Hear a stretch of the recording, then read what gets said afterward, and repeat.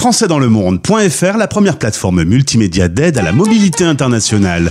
Bienvenue sur notre podcast, je suis Gauthier Seyss et j'ai le plaisir de vous présenter Marie Maravel, c'est comme Marvel avec un A au milieu, elle m'a dit, en Nouvelle-Zélande. françaisdanslemonde.fr, le podcast. Cette phrase, c'est comme Marvel avec un A au milieu, tu dois le dire combien de fois par jour ? C'est très très récurrent, c'est-à-dire que j'en ai un petit peu marre, mais au moins je suis sûre qu'on écrit bien mon prénom. Bonjour Marie. Bonjour. Alors toi qui regardais plus jeune des reportages avec ton grand-père sur la Nouvelle-Zélande, tu te disais un jour j'irai au bout du monde, just do it, tu y es ? Ça y est, c'est fait. Et ça a été parsemé d'embûches, on va en parler. Tu es originaire de la région parisienne. Tu commences tes études, alors cours Florent. Oh, je suis dans le cinéma. Tu apprends à devenir une Catherine Deneuve. Bah alors ça a commencé parce que j'étais très très très timide, je parlais pas beaucoup, c'est vrai que j'avais beaucoup de mal même rien qu'à marcher dans la rue et mes parents à un moment donné ils en ont eu marre et ils m'ont dit mais on te paye une école de cinéma, au moins ça va te détendre un petit peu, tu vas apprendre à parler en public. Et je suis arrivée et ça a été un petit peu la libération et j'en suis jamais sortie pendant 3 ans, je suis restée. Visiblement, ça a été vraiment un coup de cœur. Aujourd'hui tu fais de la radio, tu parles aisément, c'est que ça a quand même fonctionné. Oui, c'est clair. Ça m'a changé la vie. J'ai commencé, puis vraiment révélation. Maintenant, ça y est, je peux parler. Bon, je suis toujours un petit peu timide en vrai, mais ça devrait pas trop. Cela dit, le monde du cinéma, tu l'as laissé un peu sur le côté. C'est un monde de compétition, basé sur le physique. C'est pas forcément le milieu dans lequel tu veux évoluer ? Non, voilà, c'est pas. Ça me représente pas forcément.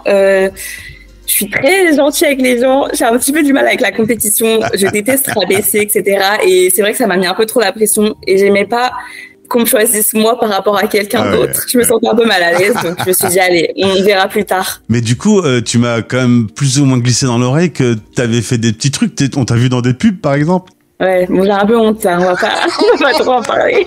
C'est une pub pour du jambon ? Non, quand même pas. Non, en vrai, c'était sympa, hein. Si vous cherchez sur Internet, mais bon, voilà. Oh bah compte sur moi, je vais chercher Marvel avec un A au milieu.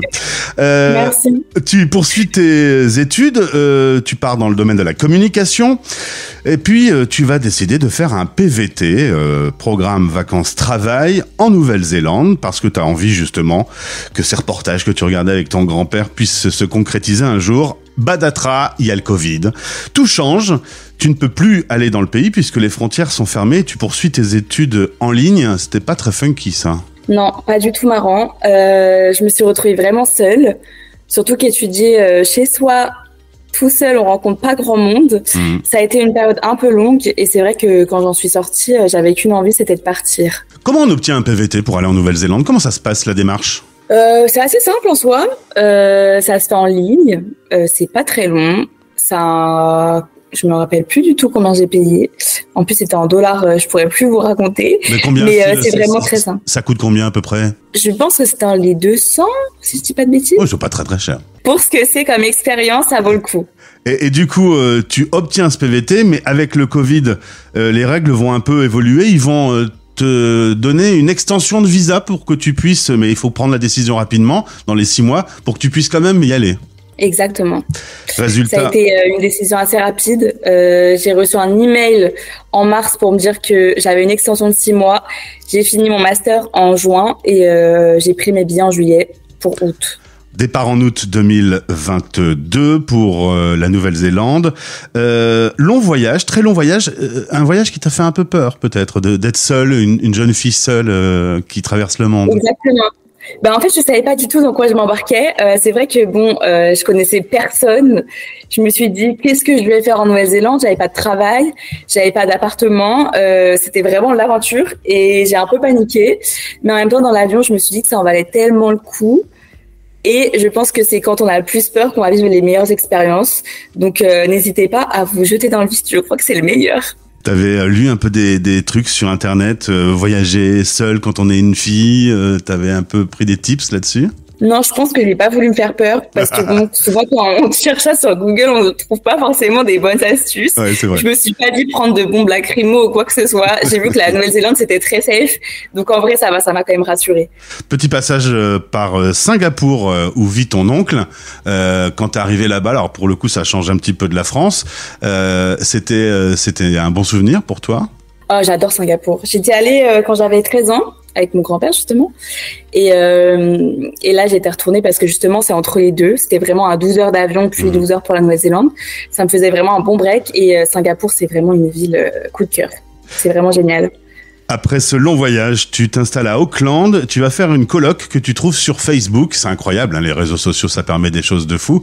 Bonne expérience cette fois-ci d'être seul de l'autre côté de la planète, sans tes parents, sans la famille, sans tes repères. Bah ouais, franchement, c'était une super expérience. C'est vrai qu'on réapprend un peu tout. C'est très perturbant, tout devient en anglais, on n'a plus aucun repère, c'est un peu ce qui est le plus perturbant dans l'histoire.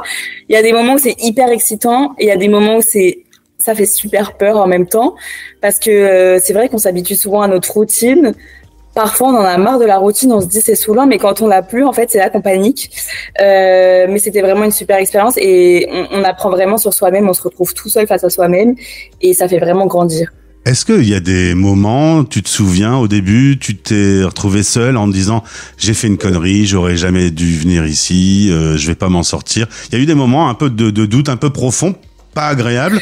Je pose la question, Marie, parce que sur Français dans le monde, on regarde toujours le bon côté des choses. C'est vraiment quelque chose qui nous tient à cœur, mais on a tendance un peu à oublier les moments les plus difficiles. Est-ce que tu as vécu des moments qui étaient vraiment durs ? Oui, bien sûr, je pense que comme toute personne qui s'expatrie, enfin même si c'est que pour un an, je trouve qu'il y a forcément des moments où on regrette un petit peu, surtout quand on est tout seul, qu'on n'a pas forcément d'amis. C'est quand même difficile d'arriver quand on n'est pas à l'école et de se refaire un réseau. Donc il y a des moments où je me suis dit oui que c'était une erreur. Mon grand-père est tombé malade, je me suis dit je suis quand même à l'autre bout du monde, s'il se passe quelque chose, je peux pas rentrer. Ça a été quand même une période de gros doutes. Mon grand-père m'avait promis de venir en Nouvelle-Zélande, c'était vraiment la promesse qui m'a fait tenir et je me disais allez, je fais un an, je rentre le voir et je reviendrai après. C'était vraiment ce qui me faisait tenir. Puis au final on se dit mais l'expérience est tellement folle que finalement on déprime peut-être le temps d'une soirée, le lendemain ça y est, on est au taquet et on repart pour 2 semaines sans pleurer. Aujourd'hui, tes études de communication t'ont mené à travailler chez New Zealand Services. Tu travailles justement au service com dans une boîte qui accueille les personnes qui arrivent en Nouvelle-Zélande. À ton tour de donner un petit peu des coups de main. Alors, t'as changé de place. Bah exactement, New Zealand Services, c'est vraiment une super agence. Bah, moi vraiment, je suis hyper épanouie dans mon travail, si je peux le glisser. Mais c'est vraiment pour aider les Français, c'est vraiment une bonne aide. Être accompagné par un conseiller en immigration, ça enlève tout le stress possible parce que c'est vraiment stressant, surtout que la Nouvelle-Zélande sont assez strictes et que ça change régulièrement. Du coup, ça enlève vraiment toute la pression de toutes les démarches de ce qu'il y a à faire. Il y a juste à envoyer les papiers, à suivre nos conseillers en immigration et c'est facile.